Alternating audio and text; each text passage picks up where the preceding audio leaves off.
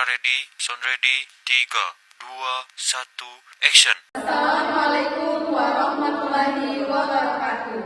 Kami dari kelompok 1 yang beranggotakan Saya Sulistiana, saya Dela Puspita Hamid, Saya Handianti Eman Simpona, dan saya Putri Handayani Kantoto.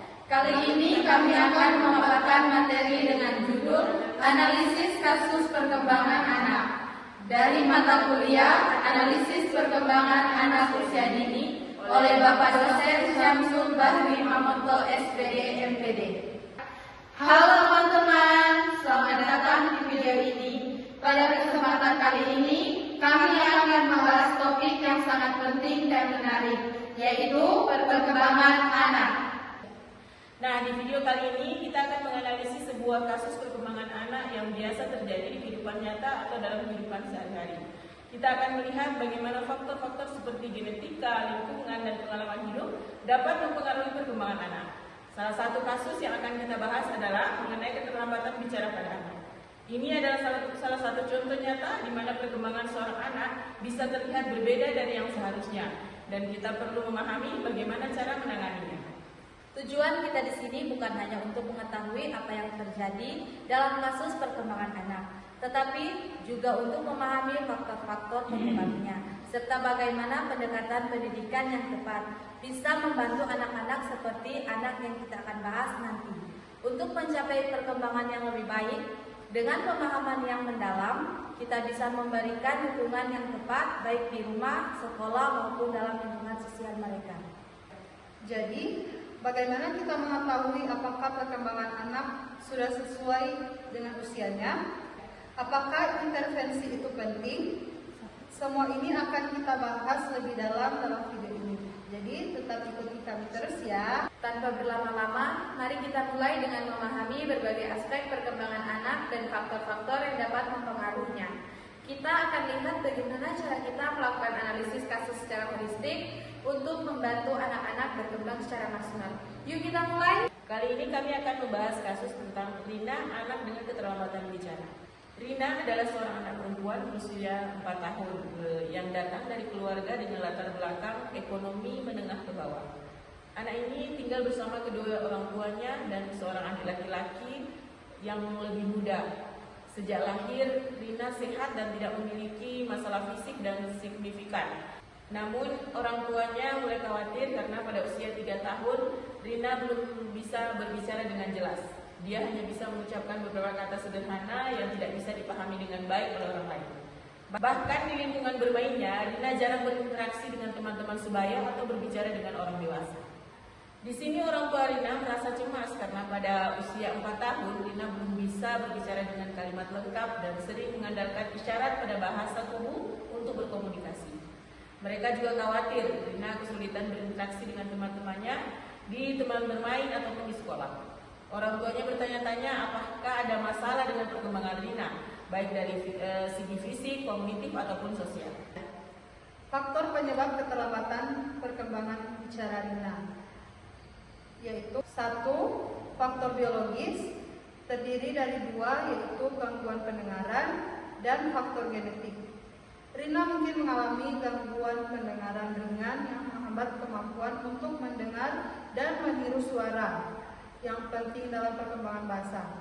Gangguan pendengaran yang tidak terdeteksi dapat menyebabkan keterlambatan bicara karena anak tidak dapat mendengar dengan baik dan kata-kata yang diucapkan oleh orang lain.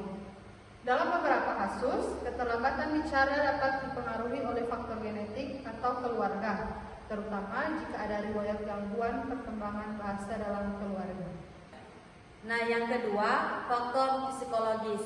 Terdiri dari 2, yang pertama kecemasan atau ketakutan sosial, yang kedua kurangnya stimulasi verbal.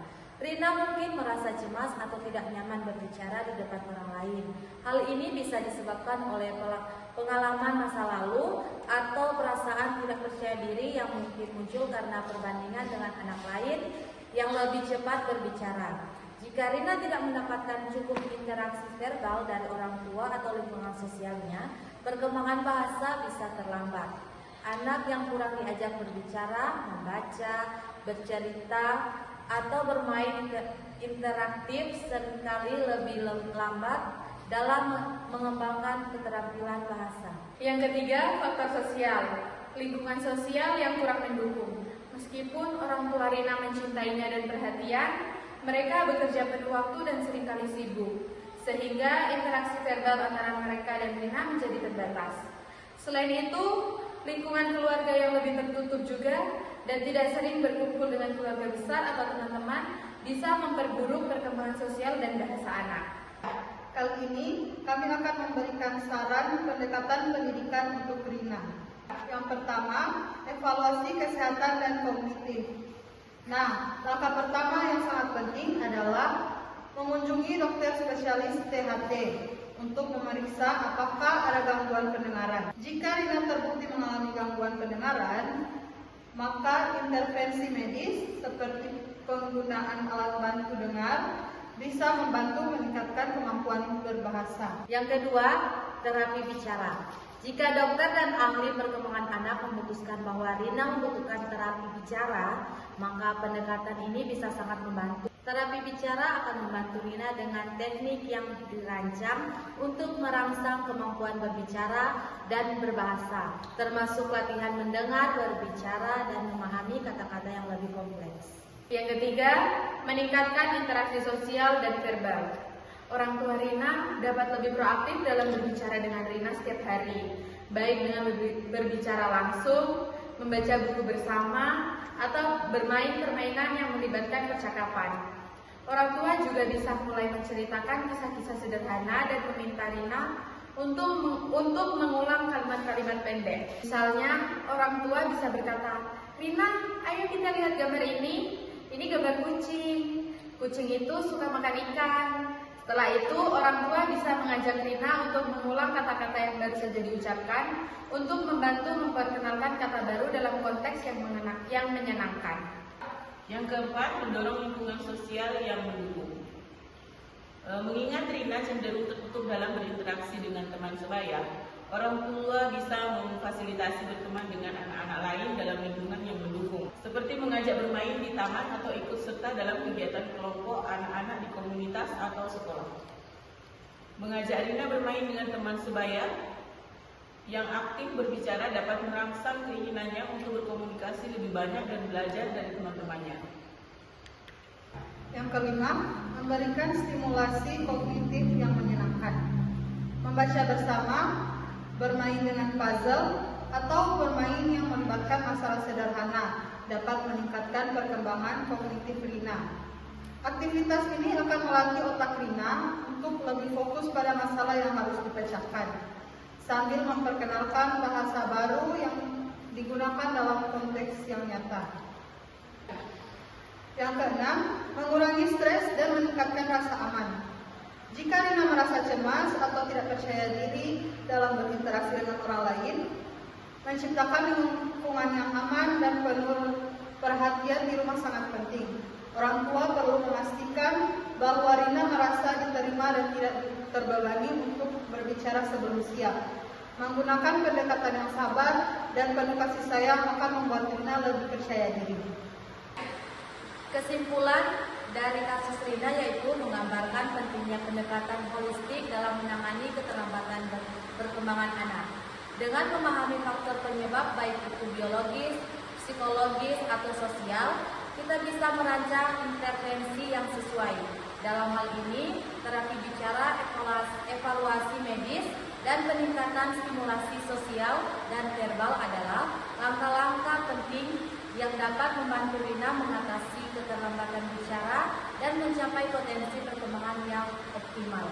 Kami berharap video ini dapat memberikan gambaran yang jelas dan bermanfaat mengenai cara menganalisis kasus perkembangan anak, serta membantu kalian memahami lebih dalam mengenai proses intervensi yang tepat. Terima kasih telah menonton video kami, dan semoga materi ini bisa memperkaya pemahaman kalian tentang perkembangan anak dalam konteks pendidikan dan psikologi.